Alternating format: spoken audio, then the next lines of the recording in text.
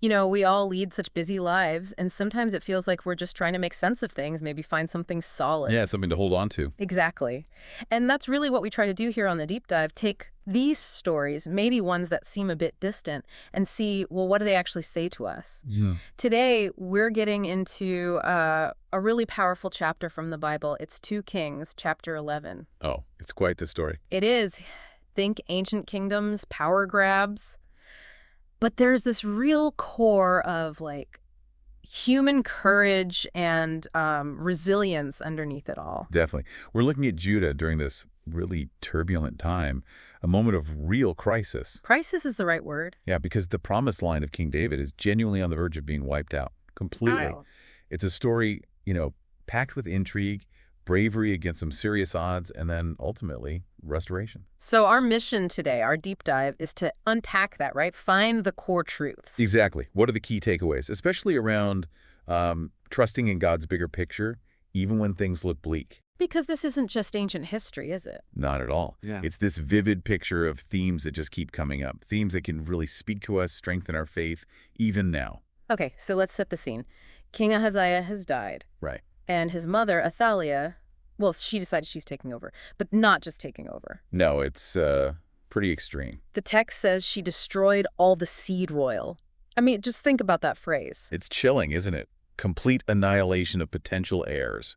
Her own family, essentially. What kind of desperation or just sheer ruthlessness does that take? It screams absolute power hunger.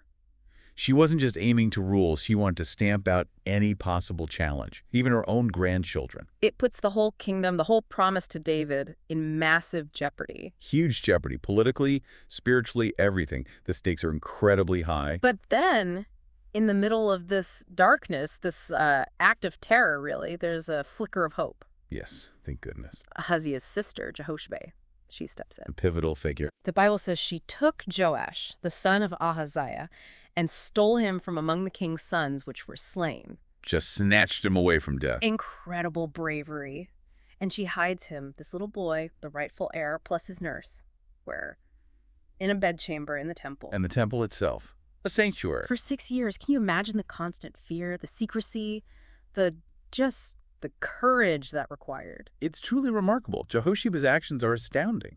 In this climate of fear, she chooses compassion. She risks everything. To save a child and preserve that lineage. Exactly. It's such a powerful example. One person's moral conviction standing up against, well, tyranny, basically. And hiding him in the temple. It does feel like there's more going on there, like a hint of divine protection. I think so. A safe place right in the heart of their faith amidst all that chaos. So 6 years go by. Joash is growing up in secret.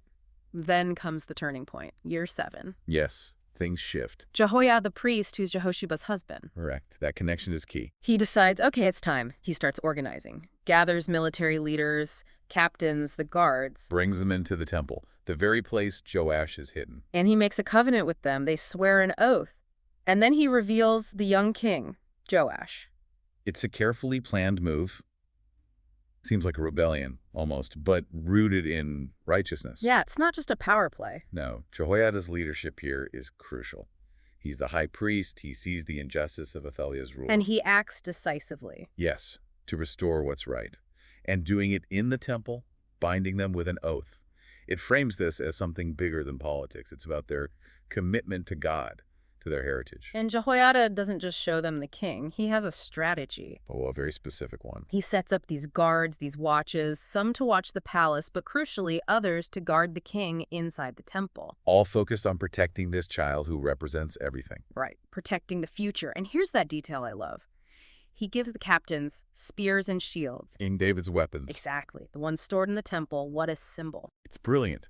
It connects Joash directly back to David, to that righteous line. It visually declares this is the rightful king, the one God promised. It's more than just weapons. It's legitimacy. Foresight. Absolutely. Meticulous planning. He knew revealing Joash wasn't enough. He had to secure him. Which leads to this incredibly dramatic coronation scene. You can just picture it. They bring Joash out, put the crown on his head, and give him the testimony. Which is likely the law, right? The scrolls, the covenant basis. Yeah, the foundations of their faith and their kingdom. And the people. They explode, clapping, shouting, "God save the king!" It's this wave of pure joy and relief, you imagine. Popular support, finally. And then you contrast that with Athaliah. She hears the noise, rushes in. And her first word, treason. Treason, treason. It's almost ironic, isn't it? She's the traitor, really. Totally. It shows how isolated she is. The legitimate order is reasserting itself right in front of her. That clash is so powerful. The old corrupt way versus the new divinely backed restoration. And her end is swift. She's captured, taken outside the temple grounds. Importantly, outside the sacred space. And executed. And what happens next is just as important. It's not just about removing her. No, it's about renewal. Real change. Jehoiada leads the people in making a new covenant, an agreement between God, the king, and the people. Solidifying who they are, the Lord's people. Reclaiming that identity. And they take action. They tear down the temple of Baal. Smash the altars, the idols, get rid of Baal's priest. It's a total rejection of the false worship that must have crept in under Athaliah. A decisive return to their core faith. It's not just political restoration, it's spiritual restoration. And the city is finally at peace. Order is restored. And Joash, the little boy hidden for 6 years, is now king. He's only 7. Just 7 years old. It really highlights how crucial that intervention was. Preserving the future, preserving faithfulness. Okay, so let's pivot. We've walked through this incredible story. How does this ancient drama, speak to us now? How can it strengthen our faith? Well, the first thing that just jumps out is God's faithfulness, isn't it? Absolutely. Despite this massive threat, Athaliah's purge, the lion survived. God's promise to David held. It was kept alive through, well, ordinary people acting with extraordinary courage, like Jehoiada. So for us, when things seem overwhelming, maybe hopeless. This story is a reminder. God remains true. He keeps his word. Just as he had a plan then, we can trust. He has a purpose for us, even when we can't see it clearly. That's powerful. And then there's Jehoiada's leadership. Yes, righteous leadership. He wasn't afraid to stand up, to organize, to guide people back to what was right, back to their faith. It's a huge example for anyone in any kind of leadership role today, isn't it? For sure. Family, work, community, wherever we have influence. It highlights that responsibility we have to act with integrity, with justice, to protect the vulnerable. It's about moral courage. And Jehoiada's courage, too, her specific act. That quiet act of hiding a child. Seemingly small, maybe, but with enormous consequences. It shows that individual acts matter. You don't need to be the high priest or a military leader. Exactly. Simple acts of courage, driven by compassion, by what's right, they can change things, even if there's personal risk. It makes you think, where might I need to stand up for something, even if it's hard? A very practical challenge. Also, that covenant renewal. Yes, the recommitment. After all the turmoil, they deliberately paused and said, okay, let's renew our promises, refocus on our relationship with God, our core values. It suggests that maybe we need that too, right? Periodic reevaluation. Yeah. Intentionally recommitting to what truly matters in our own lives. Especially after difficult times, it's an opportunity for renewal, not just going back to normal. A chance for real spiritual growth, actually. A renewed sense of purpose. And finally, Athaliah's story. Her downfall. It's a stark warning, really. That injustice, that kind of ruthless power grab, it doesn't last. It's unsustainable. Ultimately, yeah. Her reign of terror ended. It reinforces that, ethical living, justice. These things matter.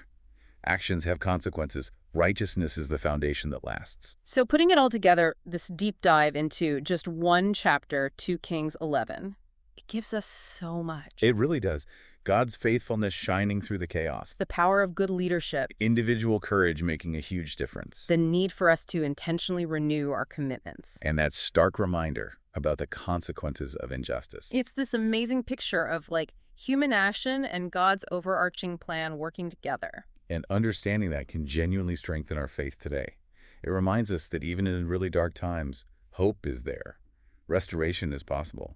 Because God keeps his promises, and because people choose to act rightly. Precisely. This isn't just a story about the past. It shows God actively involved, committed to his purposes, ensuring righteousness eventually wins out. So reflecting on that faithfulness, that protection, it gives us a solid place to stand. A foundation for trusting him now. So maybe the thought to leave with is this. How does seeing God's character, his consistency, play out way back then? How does that help us see his hand at work in our own lives and in the world around us today?